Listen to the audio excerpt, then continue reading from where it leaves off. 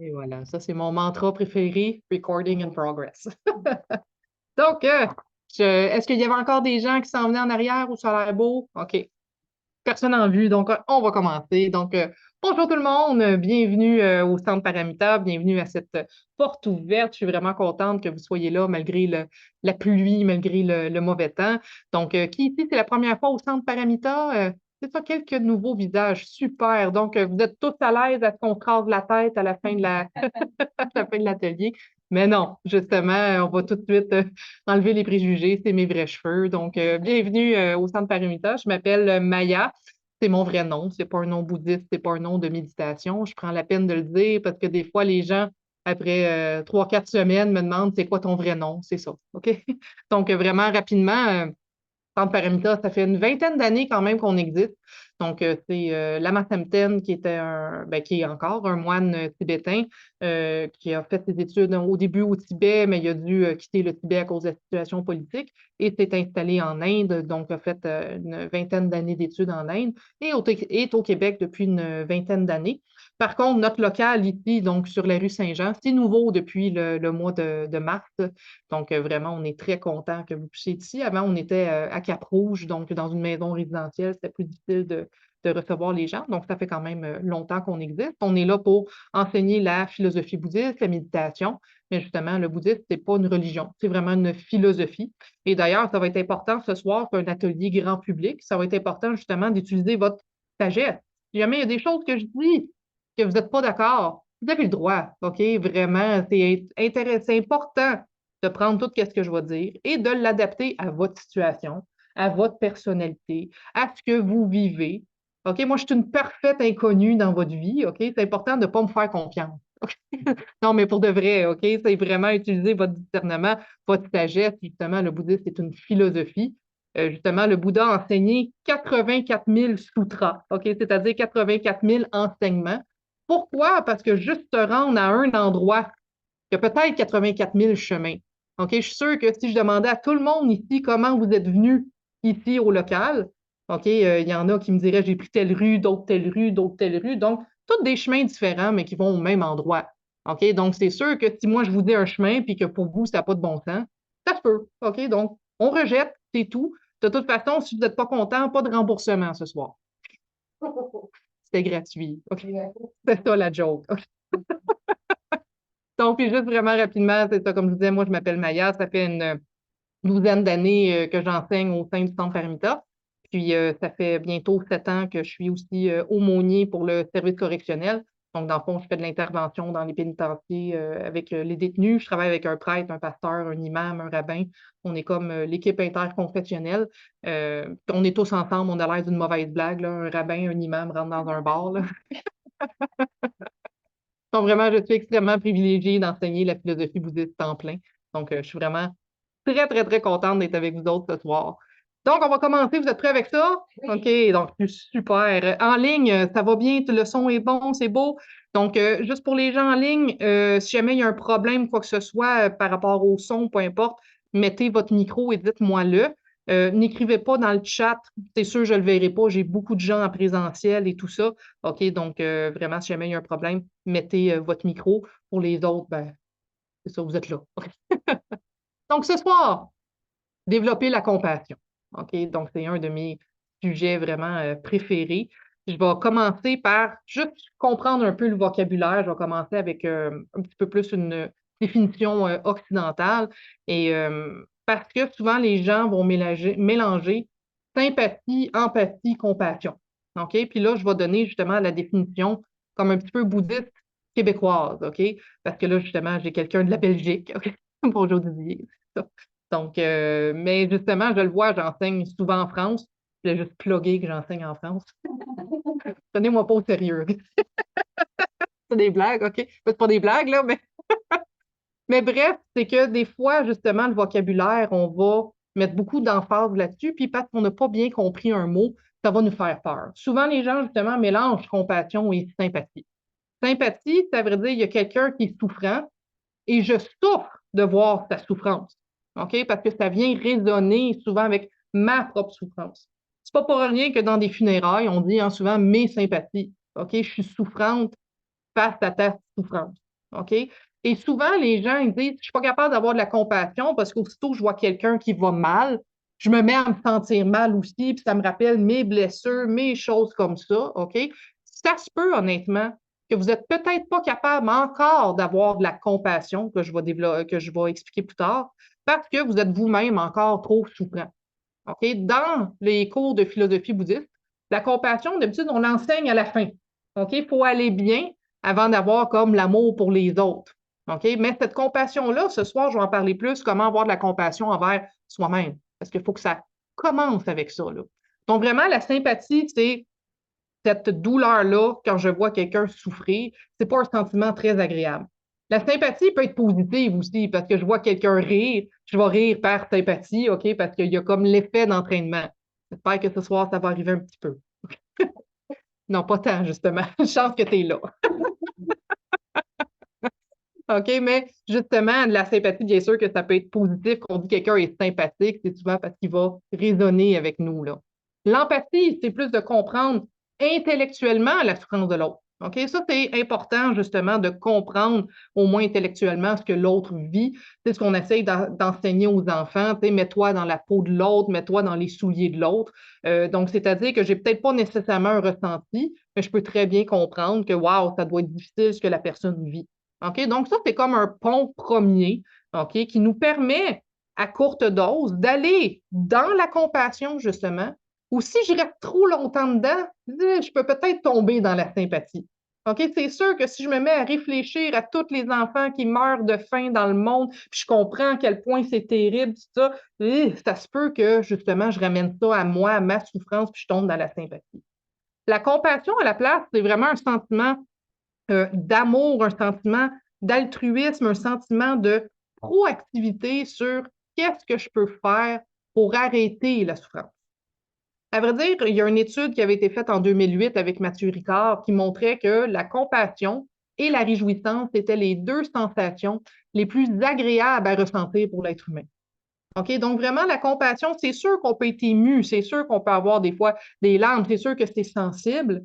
OK? Mais il y a vraiment cette espèce de vague d'amour-là de qu'est-ce que je pourrais faire pour aider cette personne-là? Qu'est-ce que je pourrais faire pour aider cet animal-là? Qu'est-ce que je pourrais faire à ce moment-là pour vraiment enlever cette souffrance-là? Souvent, les gens me demandent, ce que je fais beaucoup, ben là, maintenant, moins, là, depuis justement le mois de mars, mais j'ai été pendant longtemps quand même à faire beaucoup d'heures par semaine en pénitencier, à faire de l'intervention. Et c'est sûr que j'entends toutes sortes d'histoires d'horreur, OK, vraiment intenses. Puis les gens me demandent, mais comment tu fais, tu sais, pour pas être déprimé? Comment tu fais pour pas justement te laisser affecter par ça? Justement parce qu'il y a la compassion. Cet amour-là pour les hommes incarcérés avec qui je travaille, de vouloir leur bien, de vouloir aider à ce qui est mieux, de vouloir à ce moment-là vraiment leur bien-être, là. Donc, la compassion, c'est un souhait, OK? Ça ne veut pas dire que, justement, je vais toutes les inviter à souper chez moi, OK? Il y en a d'autres, au contraire, non, non, c'est correct que tu, que tu restes en prison.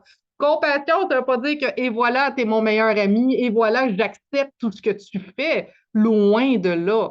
OK? Mais c'est un sentiment que je veux que l'autre personne soit heureuse. Je veux que l'autre personne aille bien. OK? Parce que si on est logique, plus les autres autour de nous vont bien, plus nous aussi, on va bien aller, n'est-ce pas? OK? Hein? C'est l'univers. Si tout le monde était un petit peu plus heureux, tout le monde était plus de bonne humeur, notre vie aussi serait grandement meilleure. Je vous donne un exemple. Ici est déjà allé au restaurant, puis que la serveuse ou le serveur était super sympathique, puis voici les spéciaux, ça, puis vous riez. Donc, je pense que votre expérience est quand même agréable, n'est-ce pas?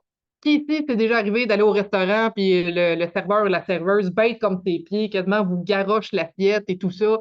OK? Je suis sûr que ça vous est déjà arrivé. Est-ce que cette expérience-là est plus désagréable?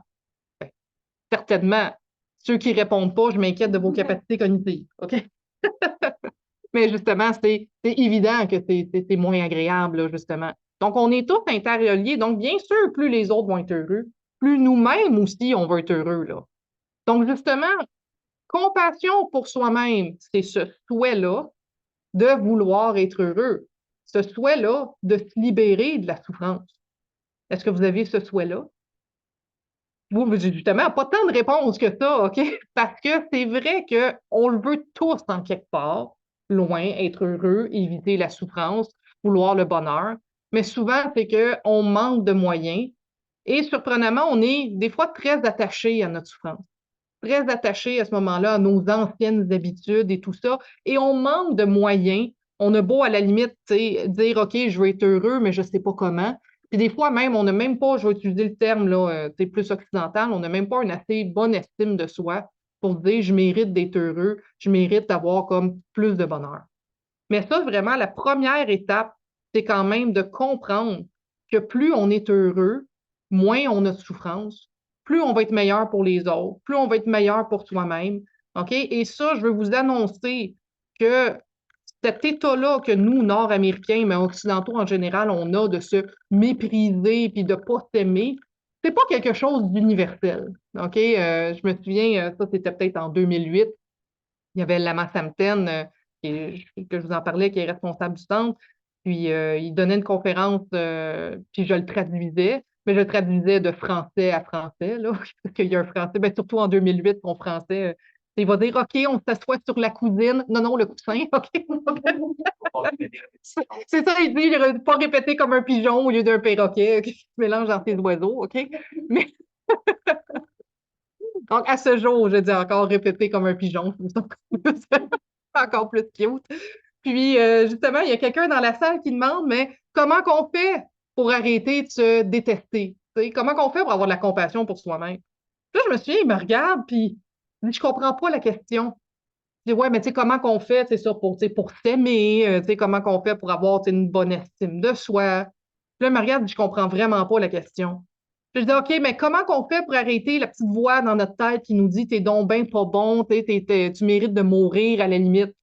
Là, je me souviens que son visage a changé, il est venu comme terrifié, puis là, il regarde tout le monde dans la salle, puis il dit, vous faites ça? Là, tout le monde dans la salle répond comme, oui, tu sais. Puis là, il me regarde encore plus horrifié, mais comme, mais pourquoi? C'est quoi le bénéfice là-dedans? Puis je me souviens, je l'avais regardé, puis je me disais, honnêtement, je ne le sais pas. Je ne sais pas pourquoi on fait ça. Ah non, mais c'est vrai, quel bénéfice peut sortir à se créer plus de la souffrance, à se maltraiter, à être pas gentil avec soi-même? Qu'est-ce qu'il y a de bon qui peut sortir de ça? Absolument rien. OK? Donc, il faut qu'au moins commencer à comprendre que, justement, de taper sur la tête, c'est pas bénéfique. Exagérer ses qualités non plus, c'est pas bénéfique. Si on pourrait parler d'orgueil, mais une autre fois. OK? On va y aller avec, justement, la compassion. Donc, jouons le jeu que vous avez déjà au moins un petit peu cette base-là de dire je mérite d'être heureux. Là, d'abord, il faut être logique. Qu'est-ce qui va me rendre le plus heureux, d'après vous? Ça va dire les Doritos et les chatons? C'est une bonne réponse. Non, C'est pas ça que tu allais dire? pas de bonheur autour de toi. Exactement. Je ne sais pas c'est qui ton enseignante m'a fait une bonne job. Ah, C'est ça. C'est ça. Mais c'est vrai, donc c'est Luna a répondu, c'est de faire du bien autour de soi. Et c'est vrai. OK? Là, vous allez voir, il y a deux parties à la conférence. Première partie, c'est de se rendre compte que se faire du bien, moins souffrir, va passer par être ouvert envers les autres. OK? Puis la deuxième partie, pour ceux qui sont bornés, OK? Qui veulent vraiment pas à ce moment-là, être pensés aux autres, puis veulent juste penser à soi, c'est correct aussi. Je vais terminer avec ça. Mais je veux vraiment commencer avec le plus important parce que les gens, souvent, ont peur de la compassion.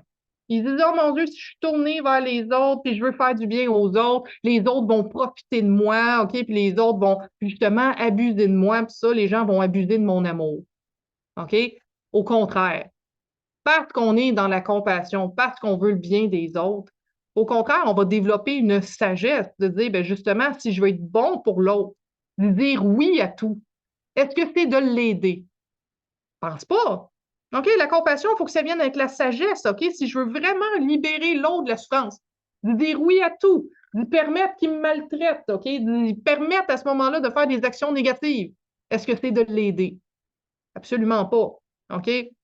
Écoutez, là, je me dévoile un peu dans ma vie professionnelle, mais c'est sûr, moi, je fais du fédéral, donc c'est des sentences de 2 ans et plus, tout ça.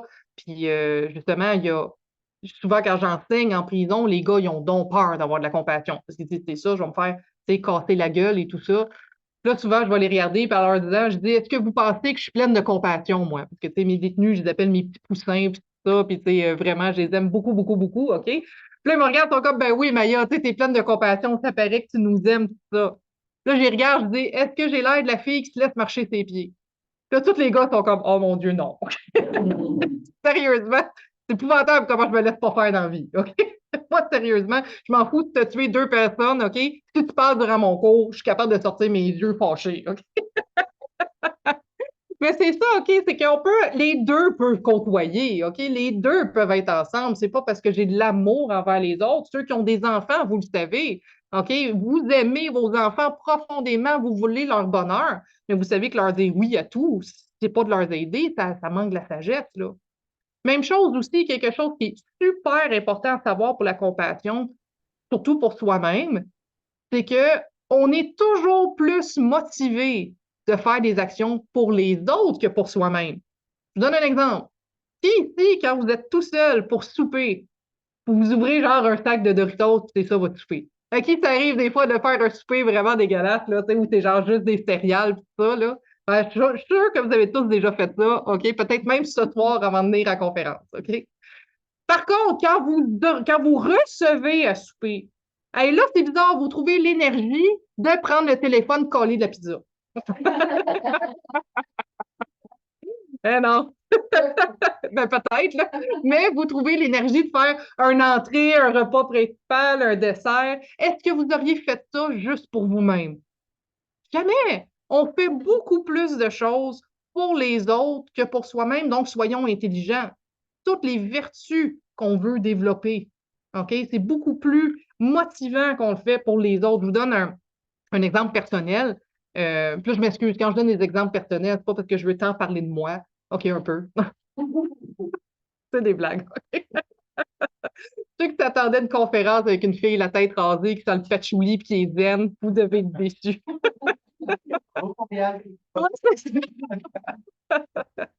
Mais blague à part, moi avant, j'étais un ex-anxieuse phobique, OK? Mais tu sais, vraiment plus, OK? Je faisais des 5-6 crises de panique par jour, OK? J'étais germophobe, agoraphobe, OK? J'ai été des fois des semaines sans être même capable de sortir de chez moi, OK? Je me mettais des gants parce que j'avais peur d'avoir des germes, des choses comme ça, OK? Puis je m'étais fait diagnostiquer avec un trouble anxieux généralisé. Puis je me souviens que ça m'avait tellement déchiré le cœur, mais même pas pour moi, OK? Pour toutes les autres, ce qu'on m'avait dit, ah, ben, tu sais, t'es comme ça, puis tu vas être comme ça toute ta vie, OK?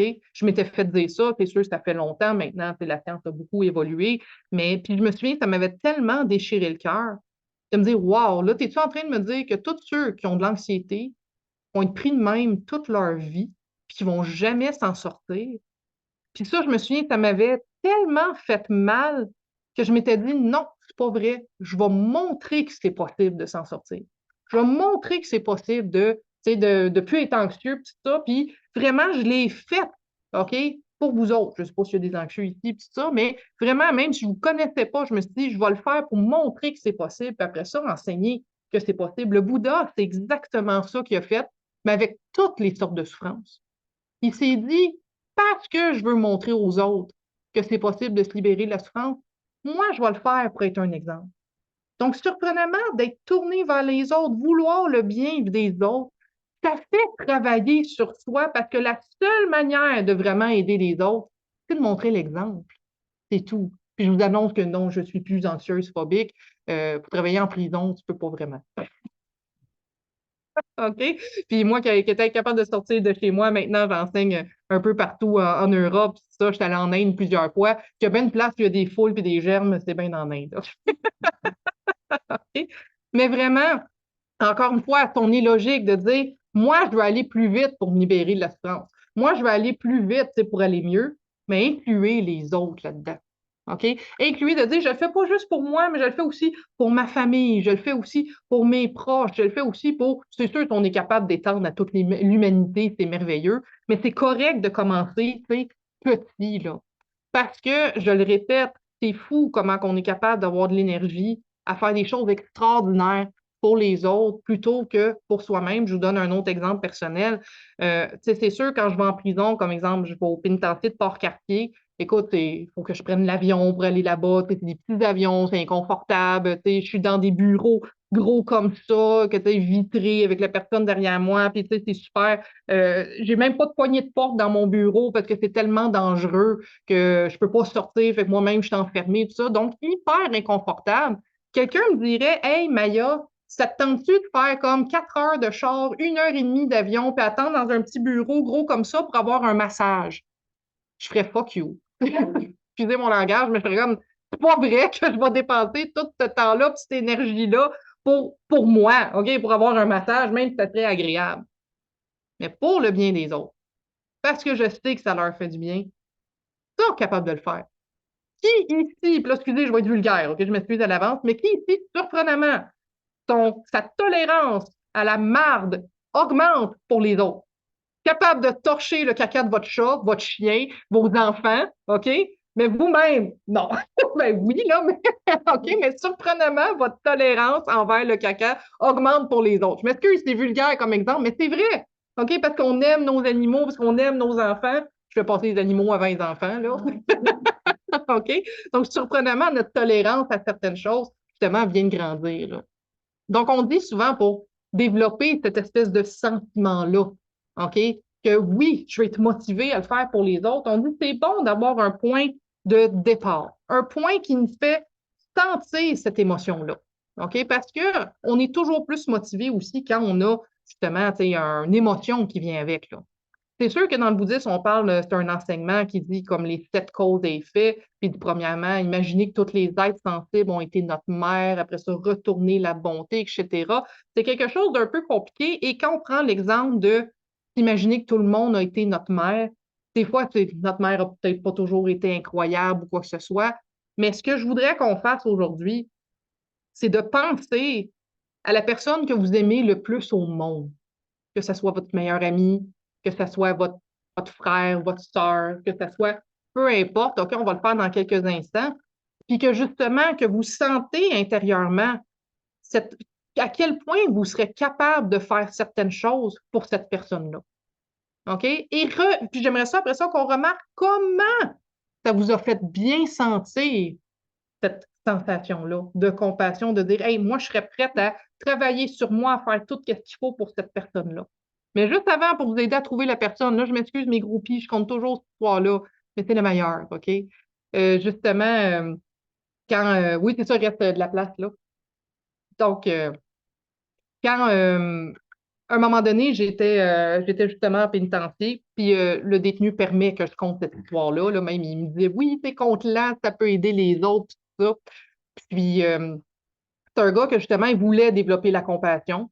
Puis quand je dis, OK, je dis, c'est bon de commencer avec un point de départ. C'est bon de commencer avec quelqu'un que tu aimes, quelqu'un que tu as eu de l'amour, tout ça. Puis là, je disais, ça, ce bout-là, il est fictif, OK, c'est pour c'est ta vie privée, puis ça.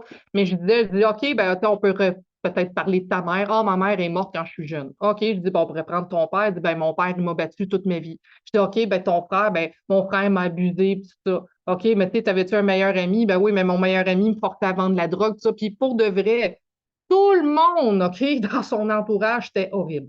OK, pour de vrai, ça avait comme pas de sens, tout ça. Puis honnêtement, je voulais pas qu'ils me prennent moi, tu sais, comme objet de départ, tout ça, parce que c'est à cause de, tu sais, de la barrière d'intervention, tout ça. Puis on était honnêtement des semaines à essayer de trouver un point de départ pour cet amour-là, cette compassion-là. Il était incapable. Puis à un moment donné, il arrive dans mon bureau. Puis là, je vois qu'il est en train de cacher quelque chose dans ses poches. Puis là, moi, j'aime pas ça. Je me dis, bon, ben, qu'est-ce qu'il vient de cacher, tu sais? Puis là, je le regarde, je lui dis, qu'est-ce que tu viens de mettre dans tes poches? Puis là, il me regarde, il dit, ah, tu me promets que tu le diras pas. Je suis comme, eh boy, que je te fais pas cette promesse. Il me dit, non, je te fais pas cette promesse-là. Puis là, il me regarde, il dit, oh, OK. Puis là, il montre sa main. Il y a des arachides dans sa main. C'est des pinottes.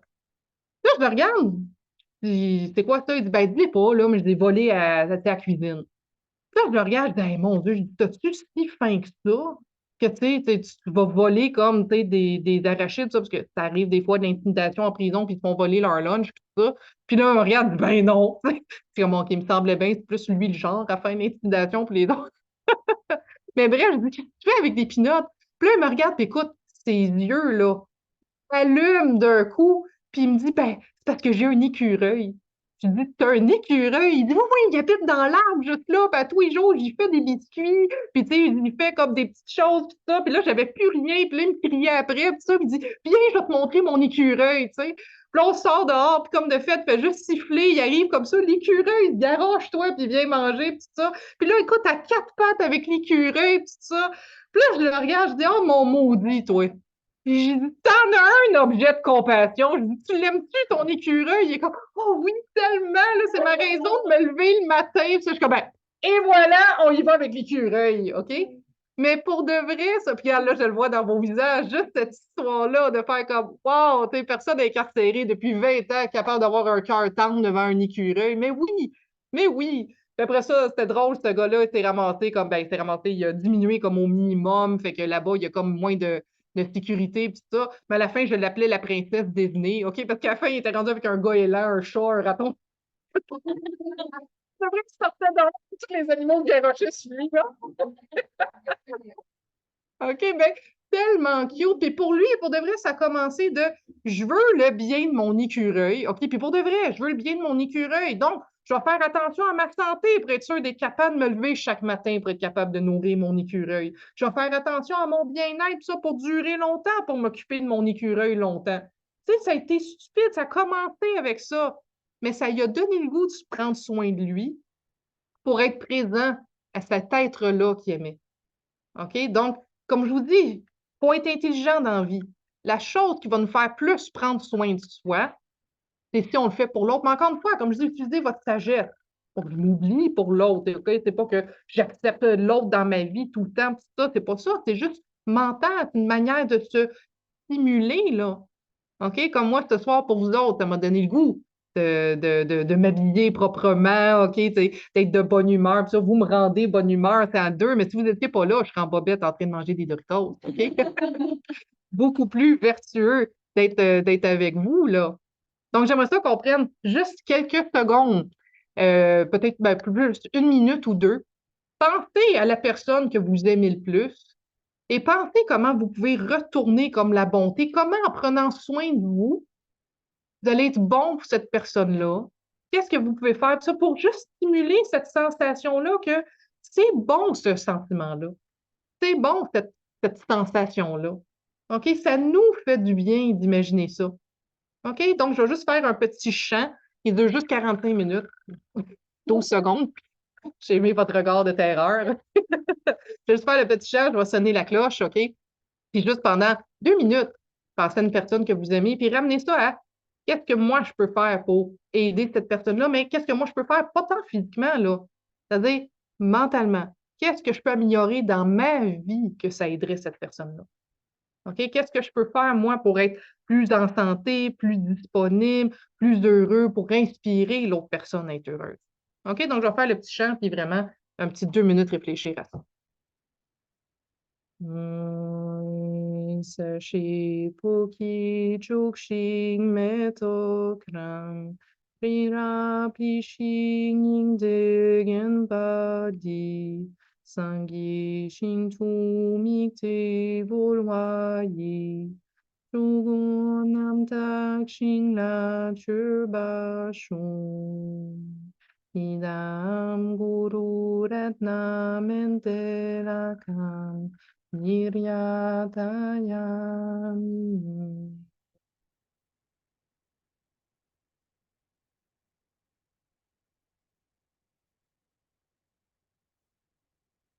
Donc, prenez juste quelques instants pour penser à la personne que vous aimez plus, la personne qui vous inspire, la personne qui a tellement été bonne pour vous.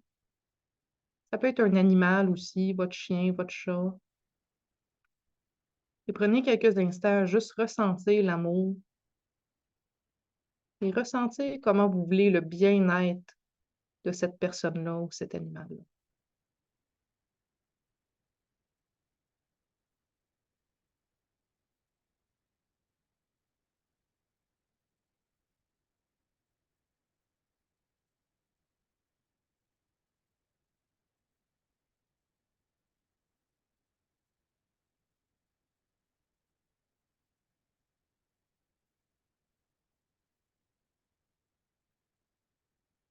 Maintenant, demandez-vous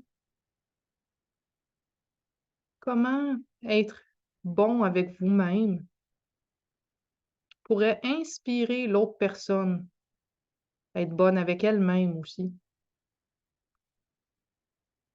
Plus vous allez être inspirant et heureux, plus ça va le donner le goût à cette personne-là aussi d'être inspirante et heureuse.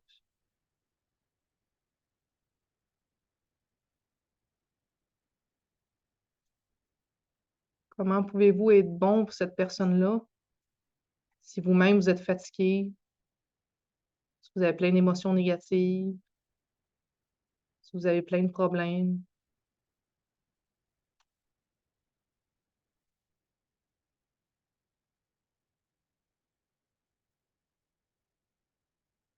On peut utiliser l'amour et la compassion envers cette personne comme moteur pour devenir une meilleure personne.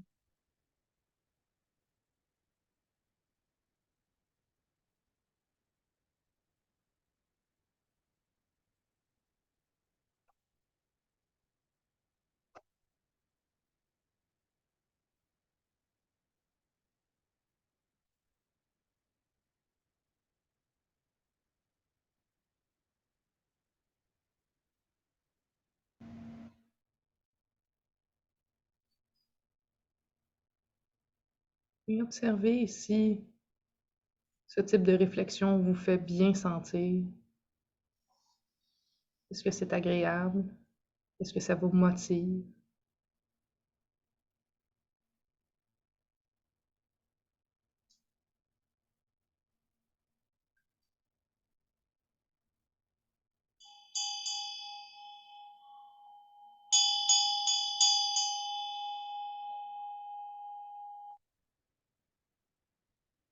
Donc, petite réflexion des fois à avoir comme ça pour c'est ça, être tourné plus vers les autres. L'univers serait tellement mieux si, parce que je veux prendre soin de moi, ça donne le goût aux autres de prendre soin des autres. OK? Puis, très honnêtement, encore une fois, je m'excuse, je parle de moi personnellement, mais quand j'ai commencé à méditer il y a 15-16 ans, je pensais jamais parce que j'ai commencé avec une motivation très égoïste, OK? De juste, je veux aller mieux. Je veux arrêter d'être anxieux. Je veux arrêter de souffrir tout le temps. Je veux arrêter d'avoir la boule en dedans, là, tu sais, qui dirige ma vie, là. OK? J'aurais jamais pensé qu'en travaillant juste sur moi, ça aurait inspiré les autres à le faire, OK? Qu'il y aurait eu un aussi vaste accroissement que cela. Puis d'ailleurs, c'est-à-dire, je suis tellement contente de voir qu'il y ait des gens ce soir qui veulent aller mieux, qu'il y ait de plus en plus de gens, OK, qui sont inspirés par trouver un mieux-être. Moi, je trouve ça fantastique. Puis c'est grâce à tous les étudiants, à toutes les personnes aussi qui font eux-mêmes cette démarche-là, qui inspirent les autres. Ça, c'est comme ça qu'on transforme la planète. OK? Vraiment en travaillant sur soi, puis en se disant que le travail sur moi, j'espère que ça va aider les autres, là. Dernière chose, avant que je parle plus spécifiquement comment diminuer comme notre propre souffrance, quelque chose aussi qui est important à savoir pour se motiver est un petit peu plus à penser aux autres. OK? Parce que c'est sûr que quand on est tout le temps centré sur soi, moi, ça fait qu'on voit tous nos défauts, tous nos problèmes, puis on n'oublie jamais nos problèmes, là. OK, je vous fais une analogie. C'est comme si je commence, ben, après dire, c'est pas tant une analogie. Je me souviens quand j'ai commencé à enseigner sur Zoom, OK, je me vois à l'écran. OK? Et j'ai jamais passé autant de temps à me voir. OK? Et là, j'ai commencé au début à obséder avec oh mon Dieu, j'ai donc bien des cheveux blancs. Oh mon Dieu, j'ai donc bien telle chose. Parce que justement, passer tellement d'énergie à me regarder tout le temps, je me suis mis à voir tous mes défauts. OK? Puis là, à la place, ce que je fais, c'est que je regarde les autres sur mon écran, ou je regarde les autres, là. Ça me fait oublier mes défauts. OK? Il y a une grosse partie, honnêtement, de l'anxiété de performance, de tout ça, qui est d'être trop centré sur soi. OK, qu'est-ce qui se passe avec moi? Moi, qu'est-ce que je vis? Qu'est-ce que je vis? Puis ça. Puis à ce moment-là, ça fait que justement, ben, on se met à voir tous nos défauts intérieurs, puis on s'en va vers le bas. Ça prend un équilibre parce que c'est pas mieux ceux qui sont toujours tournés vers les autres, puis qui prennent jamais soin d'eux, puis qui se fatiguent, tout ça. Encore une fois, c'est pas mieux. C'est pour ça que le bouddhisme, c'est pas une religion, c'est une sagesse. Il faut utiliser notre discernement pour savoir à quel niveau, là. OK? Là, je m'excuse encore, mes groupies, mais c'est un atelier grand public. C'était juste à vous autres de ne pas venir à terre. OK? Je vais donner un autre exemple que je donne tout le temps, là. Mais si vous n'êtes pas content, c'était gratuit, OK? Parce que pour de vrai, à l'écran, il y en a que ça fait comme 7-8 fois qu'ils entendent la même affaire, là. Mais bon, je donne un exemple de comment s'oublier. Des fois, ça fait du bien, OK? Et là, je m'excuse, je vais perdre toute ma crédibilité instantanément, OK? Vraiment, là, c'est... dans le fond, je devrais peut-être pas le compter, mais trop tard, OK? Avant de travailler en prison, j'étais enseignante au primaire, OK? Je peux vous dire, vraiment plus difficile de travailler avec les enfants qu'avec des meurtriers, OK? Puis, j'étais prof de musique au primaire, OK? Donc, moi, d'ailleurs, mes premières études, j'ai fait mon bac en guitare classique, en musique. Mon père m'a toujours dit qu'avec des études en musique, je finirais ma vie en prison. Il avait raison. Comme les groupies sont tannés, là, sont comme... OK? Quatrième fois. Ouais, 24e fois que tu l'entends, facile, OK? Mais je me souviens que c'était la fin de l'année, OK, scolaire. Puis il restait peut-être 2 semaines d'école, 1 semaine et demie, 2 semaines d'école. Puis c'est le concert de fin d'année. Puis il y avait des classes d'accueil des enfants nouvellement immigrés, tout ça. J'étais à Montréal. Puis je me souviens, la prof, elle arrive, puis elle me dit, ah, en passant, on a un nouvel élève. Puis là, je vous jure, OK, comme je vous dis, je perds toute ma crédibilité. Je tiens à dire, c'est en 2008, là, OK? Ça fait un petit bout, j'avais pas le cheminement de maintenant. Mais je vous jure, évidemment, je l'ai ramené ça à moi. OK? Ça a fait, oh mon Dieu, il va tout fucker mon concert. OK? Mais je vous jure, là, parce que moi, dans ma tête, concert de 2e année primaire, c'est l'affaire la plus importante de l'univers, là. Hein? Laisse faire les élections, tout ça, fédérales, là, concert de musique, c'est important, là. OK? Puis je suis tellement centrée sur moi. Moi, je veux bien paraître devant les parents, OK? Moi, je veux que ça se passe bien, tout ça, que très honnêtement, je vois ce nouvel enfant-là comme une nuisance dans ma vie, OK? Comme je vous dis, je m'excuse, je perds toute ma crédibilité, OK?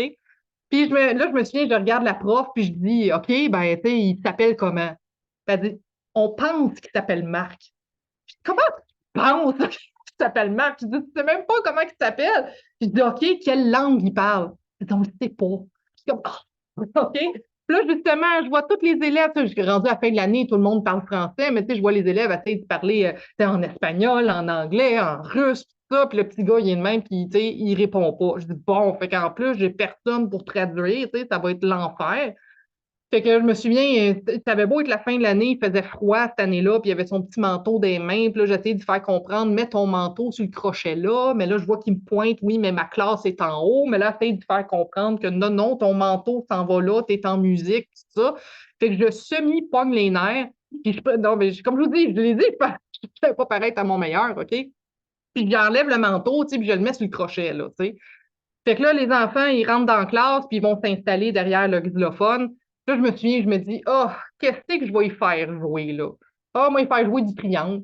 D'ailleurs, ceux qui ont des enfants, si votre enfant arrive tout content, OK, de votre cours de musique, puis il dit, mais j'ai eu du triangle, pas bon signe. OK?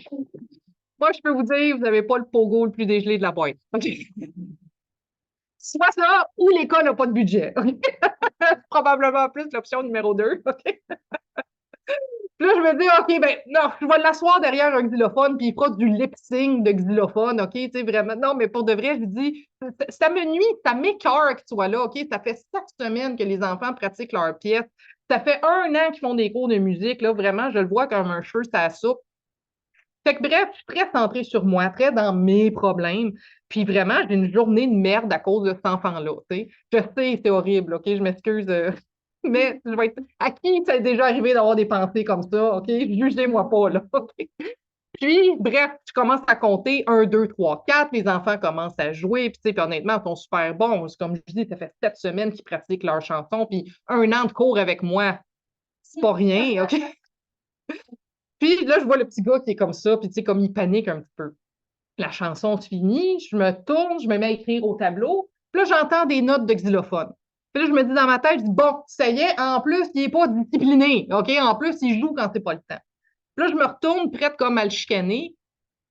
Écoutez, ça fait comme 15 ans de ça, puis j'ai encore émotive parce que j'ai vu des enfants pleurer dans ma vie, mais j'ai jamais vu un enfant pleurer comme ça. Il pleurait tellement que c'était ses larmes sur le xylophone en tombant qui faisait des notes. L'univers a arrêté là, là. Tous mes problèmes ont disparu d'un coup.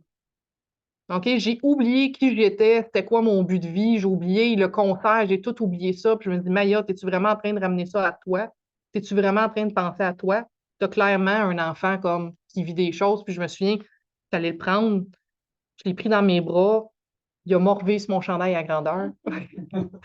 Puis je me suis dit, tu sais quoi, musique, c'est pas tant important, OK? J'ai donné un petit cahier à colorier, puis je dit, tu sais, pas colorier dans un coin, puis ça. Puis tu sais, honnêtement, ça a tout remis en perspective en 2 secondes, là. OK? Je suis sûre que ça vous est déjà arrivé de vivre une journée de merde, tout ça, puis que vous apprenez que quelqu'un vit quelque chose de plus difficile que vous, puis ça vous fait oublier vos problèmes. Ça fait remettre en perspective. Comme je vous dis, on ne peut pas toujours être là-dedans, mais des fois, de temps en temps, honnêtement, des tournées vers l'autre, ça fait relativiser nos problèmes. Puis écoutez, c'est horrible. J'ai appris qu'après ça, pourquoi on ne savait pas quel était son nom, quelle langue il parlait? Est-ce que ses parents y avaient fait un faux passeport?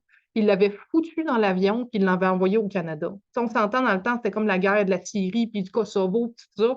Fait que ça veut dire qu'il y a eu des parents que leur seule chance, ils se sont dit que mon enfant survive, là, c'est de l'envoyer au Canada, puis espérer que quelqu'un va le ramener. Puis moi, je suis en train de m'en faire pour un concert de xylophone. OK? Encore une fois, c'est pas de se faire sentir mal, c'est l'équilibre là-dedans. Mais l'équilibre de relativiser, voyons. Mais encore une fois, je sais que, tu sais, dans l'éducation judéo-chrétienne qu'on a eue un petit peu, tu sais, des fois, ça a été mal interprété. Tu sais, je me souviens quand j'étais jeune, puis que je finissais pas mon assiette, puis ma mère, elle disait, mais pense à tous les pauvres, tout ça. Ça m'aidait pas, là, OK? Donc, encore une fois, ça manquait de sagesse. Puis je me souviens, je me disais, mais vas-tu vraiment poster mon restant de poulet? Le temps que tu prends, ce sera plus bon. Je suis sûre que vous avez tous déjà eu cette réflexion-là. Fait que c'est pas ça qu'on veut chercher, là. OK? Encore une fois, ça demande du discernement, ça demande du raffinement. Mais c'est ça, oui, des fois, s'oublier pour l'autre, ça nous fait du bien une pause de soi-même. OK? Comme là, je suis sûre, ce soir, c'est peut-être pas de la compassion, mais juste parce que vous êtes tourné vers moi. J'aime ça. OK? Sûr que- Excusez, j'ai ri de mes propres blagues. OK? C'est un de mes problèmes. Le pays, ça fait 12 ans que je fais les mêmes blagues, puis je me trouve encore drôle, là. OK? Mais je suis sûre que le fait que vous me regardez ce soir, que vous êtes tourné vers moi, vous oubliez vos problèmes de vie ce soir. N'est-ce pas? OK, ça vous fait une belle pause à ce moment-là. Vous n'êtes pas en train de penser, en tout cas, si moindrement vous êtes vraiment concentré sur ce que je dis. OK, mais c'est ça, d'être tourné vers l'autre, de penser à l'autre, d'être attentif à l'autre. Ça nous fait une pause de soi-même qui est des fois très bien méritée, là. OK, vraiment, OK? Donc, moi, c'est à tes souhaits. Mais c'est que justement, c'est pour ça que j'aime mon travail parce que quand j'enseigne, j'oublie tout. Je me souviens justement quand j'étais enseignante au primaire, j'avais vécu une rupture super difficile, tout ça. Puis, tu sais, tout le monde me dit, oh mon Dieu, tu devrais te mettre en arrêt de travail, tout ça. Puis, je dis, non, non, je dis, j'ai juste de la peine, là, je suis pas en burn-out, pas en dépression, tout ça. Puis, au contraire, le temps que j'étais avec les élèves, j'ai oublié tous mes problèmes de vie. De grâce, enlevez-moi pas ça, OK? Encore une fois, là, je suis pas en train de dire que quand on est en dépression, il faudrait aller travailler. C'est pas ça non plus. Encore une fois, utiliser qu'est-ce qui nous fait du bien, là. Ça fait du sens? Ouais, ça Oui. fait du bien d'oublier la serviette mouillée dans le... C'est ça. Ben là, Célina sort des jokes de nos cours. Faut venir au cours pour comprendre la serviette mouillée, là. Maintenant, si on dit, OK, moi, d'être tourné vers les autres, penser aux autres, je suis pas là encore, OK? J'ai encore besoin de penser à moi, j'ai encore besoin d'être centré sur moi. C'est correct. OK? Il y a pas de problème non plus. Il y a différents niveaux, différentes parties, mais je vous dis, ce qui fait le plus du bien, c'est d'être tourné vers les autres. OK? Comme vous, ce soir, vous êtes un peu ma drogue, là, OK? De vous voir, puis de vous regarder, puis tu sais, de vous envoyer de l'amour, ça me fait super du bien. Je suis super égoïste, là. OK? Mais si jamais vous vous dites, OK, moi, je ne suis pas prête à cette étape-là, bien, la compassion, comme je dis, c'est un souhait de non-violence, OK, d'absence d'aversion, de colère, d'absence d'émotions négatives, au moins envers soi-même. OK? Et à ce moment-là, il faut se dire, si je veux arrêter de souffrir, je dois bien connaître qu'est-ce qui me fait souffrir, n'est-ce pas? OK? Parce que souvent, qu'est-ce qui arrive, c'est qu'on n'est pas très bon à bien comprendre les causalités. On a un problème, puis souvent, on n'applique pas la bonne solution. Puis là, après ça, on ne s'aide pas. OK?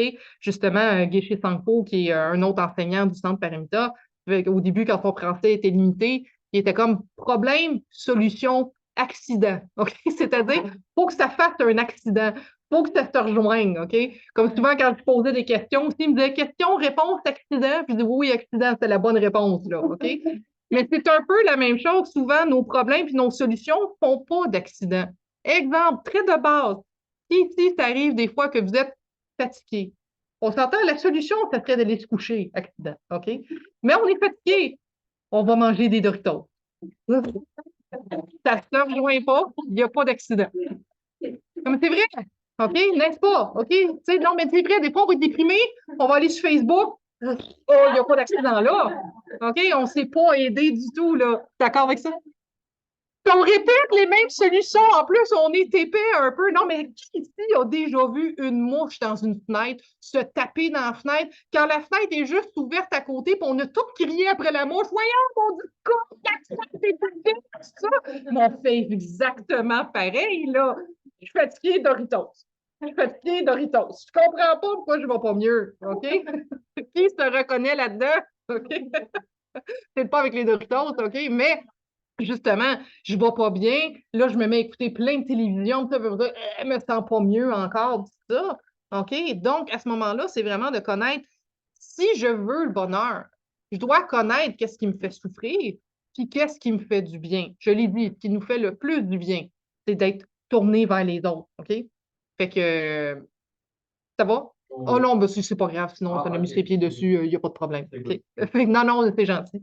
Mais sinon, savoir qu'est-ce qui va nous faire le plus du bien aussi, OK? C'est, à vrai dire, d'avoir une bonne éthique, une bonne concentration, puis une bonne sagesse. OK?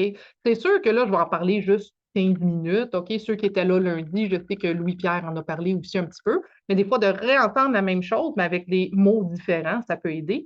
Puis, même chose aussi, c'est de comprendre les causes de la souffrance, puis comprendre que ces trois-là, c'est la solution. OK? Donc, si je vous pose la question, mes groupies, quelles sont les deux causes de la souffrance? Oh, come on! Le désir trop précis, ça. OK, mais t'es dans la bonne famille, par exemple. T'es dans la même famille que le désir, c'est trop précis. C'est dans trop précis encore, mais vous êtes bon. C'est ça, les afflictions mentales, les émotions négatives. Ça fait partie des émotions négatives. L'autre, on dit, c'est le karma. Karma, là, c'est un mot là, qui est tellement dénaturé, OK, qu'on ne comprend pas le sens. Karma, c'est une manière de dire les événements. Il se passe des événements qui me créent des émotions négatives, n'est-ce pas? OK, il n'y a pas personne qui dit, moi, aujourd'hui, à 2h15, je vais être en tabarnak. OK? Excusez mon langage, OK? Désolée.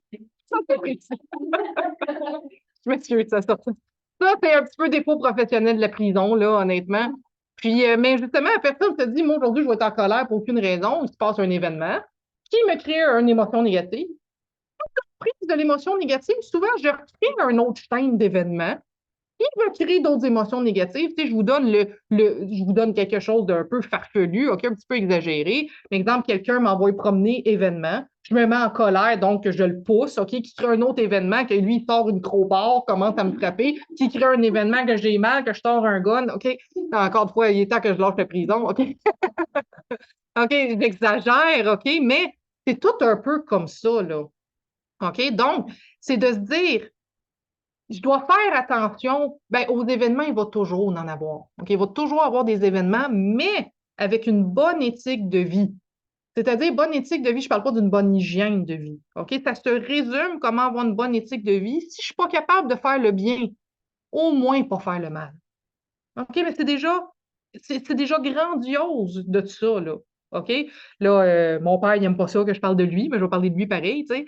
J'ai été longtemps, quand j'étais plus jeune, de dire, ah, mon père, je trouve pas qu'il fait beaucoup de choses. C'est pourtant, il travaille, il était peut-être moins impliqué. Mais ça, je peux donner ça à mon père. Il a une éthique irréprochable. Il fait de mal à personne. Personne, personne, puis c'est rare, là. C'est rare les gens comme ça, justement, à se restreindre à faire du mal. C'est extraordinaire. OK? Peut-être que ne fait pas énormément de bien. Ben, moi, il m'en fait plein, OK? Mais c'est pas quelqu'un de hyper actif dans sa communauté ou quoi que ce soit. OK? Mais de ne pas faire le mal, c'est déjà extraordinaire. Puis ça fait que, justement, il y a une belle vie. OK? Il se passe plein de belles choses dans sa vie. Puis ça. Donc, ça, à ce moment-là, pas faire le mal, c'est sûr. Là, justement, je ne suis pas en prison. Je pense que je n'ai pas besoin de te le dire, de tuer du monde, c'est pas bon. C'est tout ça, mais nous, il faut plus faire attention à nos paroles. OK? C'est sûr que si vous parlez tout le temps dans le dos des gens, OK, après ça, ça crée des chaînes d'événements qui vous créent des émotions négatives. Après ça, vous avez peur de vous faire prendre de ce que vous avez dit dans le dos des gens. OK? Le mensonge, OK, prouvé scientifiquement que c'est qu'est-ce qui demande le plus de vigilance à l'esprit, c'est qu'est-ce qui nous fait le plus souffrir. Encore une fois, si vous avez de la compassion, vous allez vous dire, je veux pas mentir, parce qu'après ça, je vais être obligé de garder compte de tous les mensonges que j'ai dit. OK? Ça demande énormément d'attention et de vigilance, là. OK? Je vous donne un exemple. OK? Ça, c'était peut-être 7-8 ans à peu près. J'ai participé à une émission de télévision qui s'appelait Qui vit ici? OK? C'est vraiment pas bon. C'est une émission où on était 4 personnes qui allaient visiter les 4 maisons respectives des autres, OK? Puis j'habitais dans un château dans Vieux-Terrebonne, tout ça, comme un manoir historique, tout ça. Fait qu'on m'était fait approcher par ça. Puis c'était une journée et demie de tournage. Puis c'était une journée et demie qu'on devait mentir tout le long. Mais tu sais, c'est un jeu, on le sait qu'on ment l'un l'autre, tout ça. Mais écoute, je suis arrivée, j'avais comme, tu sais, tous les cheveux frisés, des talons hauts, gros comme ça, du rouge à lèvres, tout ça, ce qui n'est pas mon genre d'habitude, tout ça. Puis il fallait que je mente, OK? Parce que moi, chez moi, il y avait plein de Bouddhas, puis ça. Je suis comme, oh non, je connais pas ça, OK? Puis honnêtement, j'ai pas dormi de la nuit. C'était épouvantable. Puis je me dis, hey, oublie pas, là, tu sais, tel mensonge, tout ça. Écoute, ça a été épouvantable, là. Tu sais, à un moment donné, le caméraman, il arrive s'asseoir sur une de mes chaises, mais moi, je sais qu'il est brisé. Il arrive s'asseoir, mais là, je ne pouvais pas lui dire, toi pas là. Les gens vont savoir que c'est chez nous, tu sais. Fait que je l'ai vu mentir, même juste pour un jeu. Écoute, je suis venue l'esprit embourbé, fatigué, tout ça. Puis je me disais, bon Dieu, ça vaut pas la peine. Je l'ai fait parce qu'on pouvait gagner 1000 piastres, là. Puis je m'étais dit, justement, je me suis dit, vous rachetez des coussins de méditation. Là, vous allez me demander ce que j'ai gagné, tu sais. Mais c'est tough aussi, parce que je visitais ma propre maison, là, comme, oh, t'es vieux, hein? OK. Je suis vraiment pas bonne actrice. C'est une chance, on peut pas trouver ça sur YouTube, OK, fiou, OK. Mais je l'ai vu comment le mensonge, ça vient tellement, tellement, tellement affecter l'esprit, là. D'après vous ce que j'ai gagné? Non, ben à vrai dire, nous autres, dès le début qu'on a vu que c'était comme une journée et demie de tournage, on s'est dit qu'on se divisait le prix à 4, là, peu importe c'était qui gagnait. Puis finalement, on est tous arrivés avec Seco, on n'a tous pas deviné qui habitait où. Fait qu'on, 250 piastres, maudit que ça valait pas la peine. Mais justement, tu sais, il y avait une étude qui disait que la situation qui faisait qu'on manque le plus, c'est lorsqu'on a justement des aventures extra-conjugales, OK? Lorsqu'on trompe notre conjoint, parce que là, on est obligé de se souvenir, tu sais. Là, votre conjointe vous demande, ah, t'étais où hier, tu sais? Puis là, le mari, il répond, ah, ben, je lui dis, je joue au billard. Ah, il me semble que tu m'as dit que tu jouais au bowling. En tout cas, il y avait des boules. OK. C'est excellent, non? OK, mais bref, si vous vous aimez assez, faites pas des actions négatives par la parole ou par les pensées. C'est-à-dire d'avoir des pensées malveillantes envers vous-même. En quoi ça va aider? Ça fait une espèce d'effet boule de neige que ça finit plus. J'ai une pensée que je m'aime pas, qui crée d'autres pensées que je m'aime pas, qui sait, puis ça tourne toujours comme ça, là. Donc, on dit une bonne éthique pour réduire la chaîne d'événements. C'est sûr que si je suis une bonne personne, je ne fais pas des actions négatives, je ne peux pas empêcher tous les événements d'arriver. Mais c'est vrai que ça va aider. Je le vois depuis que je compte plus de mensonges, depuis que je parle plus dans le dos des gens, depuis que je fais plus ça. Bien sûr que c'est plus facile. Bien sûr que les gens en général veulent plus m'aider puis veulent être fins avec moi, là. OK? Puis c'est sûr que parce qu'il y a, excusez, là, je vous fais un doigt d'honneur, OK? Mais parce qu'il y a moins d'événements, c'est plus facile d'avoir moins d'émotions négatives. Puis pour diminuer les émotions négatives, qu'est-ce que ça prend? Méditation. Entraîner l'esprit. C'est sûr, ce soir, on n'a pas le temps d'en parler, OK? Je vous invite samedi ou jeudi. À vrai dire, ma collègue Dominique en arrière donne demain un atelier sur la méditation. Puis moi, samedi, je leur donne un autre atelier sur comprendre les émotions. OK? Donc, si jamais vous voulez approfondir, OK, je vous invite à venir à ces ateliers-là. Mais justement, qui ici a l'impression d'être possédé du démon? OK? Que vous dites, arrête de penser à ça, arrête d'obséder avec ça. Qui se dit ça des fois? Ben, OK. moi, étant C'est ça. Et ceux qui ne lèvent pas la main, c'est quoi votre truc? OK? Ben non, c'est ça, ceux qui ne lèvent pas la main, vous êtes des menteurs. OK? Bien sûr qu'on a tous ce sentiment-là d'avoir pas l'esprit qui coopère. OK? Pourquoi? Simplement parce qu'il n'a jamais été entraîné. OK? Puis pour de vrai, OK, c'est la même raison pourquoi là, je ne suis pas capable de faire des push-ups. C'est simplement parce que je ne me suis pas entraînée. OK? C'est pas parce que je ne suis pas intelligente, c'est pas parce que j'ai pas compris comment faire des push-ups. C'est juste que je ne me suis pas entraînée. Donc, c'est la même chose. Pour l'instant, vous avez plein d'émotions négatives qui vous causent plein de problèmes. Parce qu'honnêtement, vous n'avez pas fait des poids et haltères pour l'esprit. Votre esprit, il fait ce qu'il veut, au lieu que ce soit vous qui ayez l'emprise sur l'esprit. Donc, oui, la méditation de concentration à ce moment-là, il y a une certaine portion qui est juste de se pratiquer à se ramener, à se ramener, à se ramener. Bien, ça a l'air de rien, mais on se pratique à un petit peu, c'est moi qui décide ce qui se passe avec l'esprit. OK? Ou à la limite, je suis capable de lâcher prise quand il y a peut-être trop, OK? Comme je dis, malheureusement, aujourd'hui, on n'a pas le temps pour ça. Mais c'est ça, avoir de la compassion pour soi-même. C'est-à-dire, mes émotions puis mes pensées me nuisent. Qu'est-ce que je peux faire pour les diminuer, là? OK? C'est sûr que, oui, le Bouddha, c'est ce qui a enseigné vraiment beaucoup comment maîtriser l'esprit. Puis après ça, sagesse, que ça aussi, j'ai pas le temps d'en parler, de comprendre, dans le fond, qu'il n'y a pas vraiment de jeu, de moi, d'ego. OK? Je le dis comme ça, là. Parce que qu'est-ce qui nous cause le plus la souffrance? C'est notre ego, notre moi, là.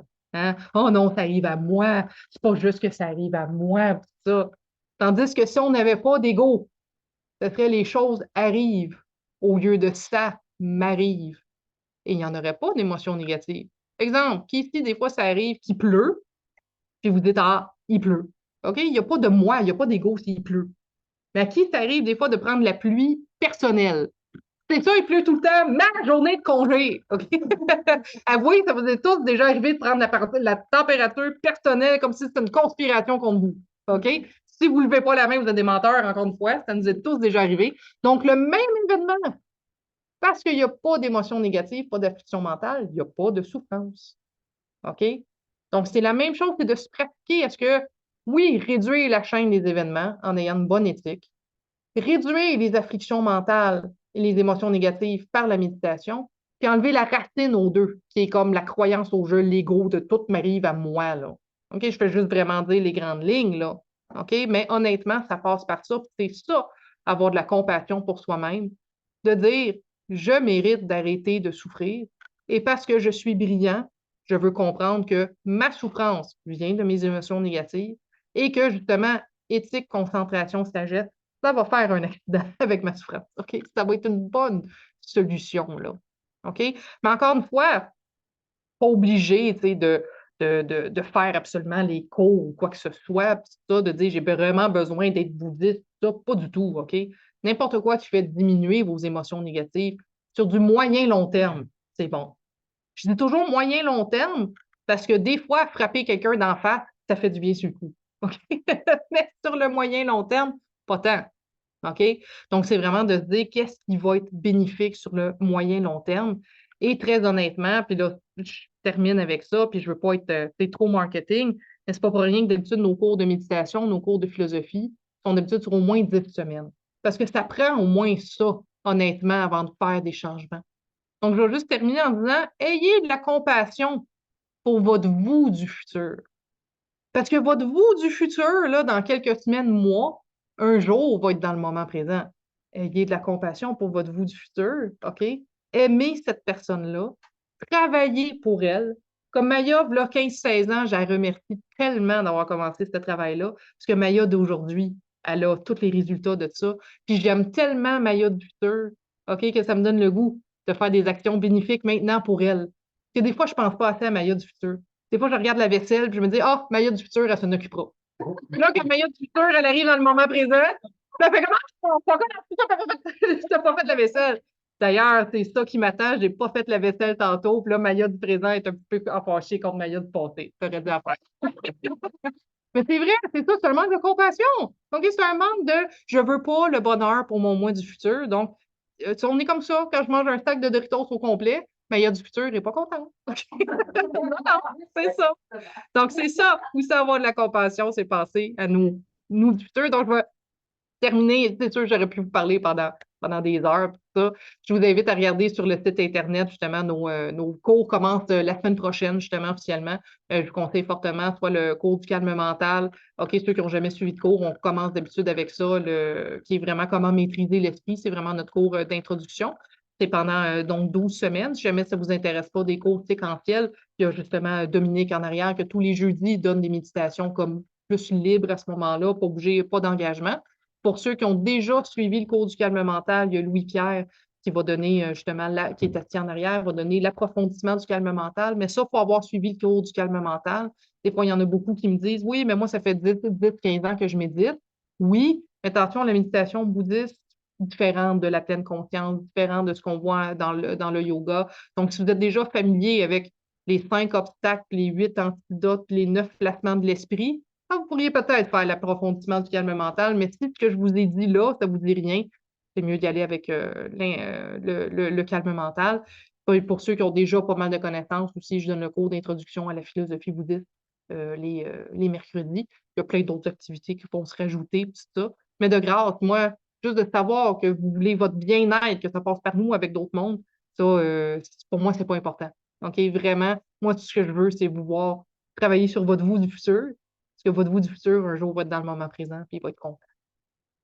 Ça fait du sens? Oui. Donc, je vais terminer avec un petit chant, puis jamais il y en a qui ont des questions après, puis ça. Donc, ça va me faire plaisir de répondre à quelques questions. Puis jamais il y en a qui veulent quitter parce qu'il est l'heure, vous êtes bienvenus de quitter. Donc, je vais juste faire une petite dédicace que vraiment tout ce qu'on vient de faire là, c'était pour soi-même, mais que notre nous-mêmes est tellement bien que ça va inspirer les autres à faire la même chose. Jangchum Simcho Rinpoche, Maki Panam Ki Gyuchik, Ki Panyampa Me Payang, Kone Kontu Pelwa Shum. Bonne semaine. Merci à tout le monde. Merci d'être venus, vraiment. Là. Merci en ligne aussi. Regardez pour les gens en ligne, il y avait du monde en présentiel. On fait coucou. C'est ça, et voilà. Donc, attendez, j'ai pas bien fait ça. Les gens en ligne, voici les gens en présentiel, c'est ça. Donc, je parlais pas un écran vide. OK. J'aime ça qu'on se voit. Donc, est-ce qu'il y avait des questions? Si jamais vous voulez quitter, vous pouvez y aller aussi, mais j'ai le temps pour une ou deux questions pour ceux qui voulaient. Là. Oui, vas-y, je vais répéter la question après pour les gens en ligne. Comment ça s'est terminé avec le. Je m'en rappelle, c'est quoi le nom du monsieur, là, que tu nous parlais au début, puis qu'il y avait des yeux bien écarquillés sur comment on peut avoir notre discours intérieur négatif. Ah, oui! Ben, c'est ça, la Samten, comment il s'est rendu compte qu'on avait tous des discours négatifs, tout ça. Et ça, vous parlez de lui, comment que. Oui, ben lui, il a parlé de lui qu'à vrai dire, ils n'ont pas ça, OK? Ils n'ont pas ces discours-là intérieurs, OK? Comme justement, tu sais, au Tibet ou dans plusieurs cultures plus asiatiques, tout ça, c'est parce qu'il y a de l'entraide, parce qu'il y a de la compassion, parce que les gens sont dans le lâcher-prise beaucoup plus naturellement. Ils n'ont pas cette espèce de mépris pour soi-même. Donc, ça, c'est la bonne nouvelle de justement, c'est pas quelque chose d'inné. Tu sais, nous autres, on pense que c'est notre nature de se détester. Puis ça, non, honnêtement, c'est culturel, là. Donc, ben lui, comment ça finit pour lui? Ben bien, parce qu'il va bien. Mais c'est ça, à ce moment-là, c'est le but, c'est ça, c'est de comprendre que justement, c'est pas quelque chose qu'on est obligé d'avoir. OK? Que nous autres, on est très conditionnés à ça, là. OK? Mais c'est possible de renverser ça 100%, là.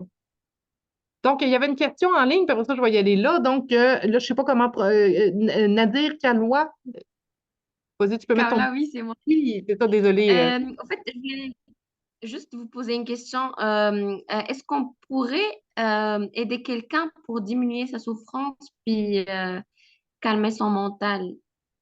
C'est-à-dire, là, c'est vrai que est-ce qu'on a la possibilité de, je ne sais pas si on doit juste l'encourager, mais une personne qui a vraiment une estime de soi très faible, puis on a vraiment le goût, parce que tout à l'heure, vous nous avez demandé de penser à quelqu'un qu'on aime pour diminuer notre souffrance à nous, mais est-ce qu'on nous, on peut diminuer la souffrance d'une autre personne qu'on aime? Ah, très bonne question. Honnêtement, malheureusement, oui, oui et non. OK? Hein? Oui, en faisant le Tonglen, je ne vais pas en parler ce soir, OK? Mais de toute façon, le Tonglen, c'est une technique de méditation qu'on imagine qu'on envoie du bien-être aux autres, mais c'est juste imaginer, OK? Dans le sens que si on pouvait vraiment, vraiment diminuer la souffrance de l'autre par n'importe quelle technique, le Bouddha l'aurait déjà tout fait pour nous autres. OK, honnêtement, si j'avais ce pouvoir-là, vous pouvez être sûr que je l'aurais tout fait pour vous autres, ça, bien sûr. Donc, malheureusement, la seule manière vraiment de diminuer les affections mentales chez les autres, c'est par discuter avec eux, surtout leur donner l'exemple, comme je disais, mais il faut surtout que la personne elle veuille. OK? Il faut que la personne elle-même a développé ce renoncement-là. Écoutez combien avec des personnes des fois incarcérées qui sont là depuis 20, 25 ans, puis je le vois, ils ne veulent pas se sortir de leur souffrance. Donc, tant que ça, c'est là, j'essaie de leur donner l'exemple, puis je suis patiente. Il y en a des fois que ça a pris 4, 5 ans avant qu'ils commencent à être contaminés par ma bonne humeur. Mais c'est ça, à ce moment-là, c'est vraiment de dire, ben moi, je vais tellement être rayonnant que j'espère que ça va inspirer l'autre à le faire aussi, là. Mais c'est sûr que si on a une bonne relation avec la personne, essayer d'y parler, essayer de l'encourager, bien sûr que ça aussi, c'est tout bon, là. OK? Mais il faut que ça commence avec la personne. Mais malheureusement, non, il n'y a pas de technique comme telle pour vraiment apaiser l'autre, autre que soi-même être tellement apaisé que ça inspire l'autre, là. Je sais, ma réponse est un petit peu décevante. Non, mais c'est vrai, mais je voulais juste vous demander. Merci beaucoup, c'est gentil. Ça fait plaisir. Donc, il y avait une question là. C'est peut-être une question de karma, mais est-ce qu'on peut mériter la souffrance? Oh, bonne question. Est-ce qu'on peut mériter la souffrance? OK?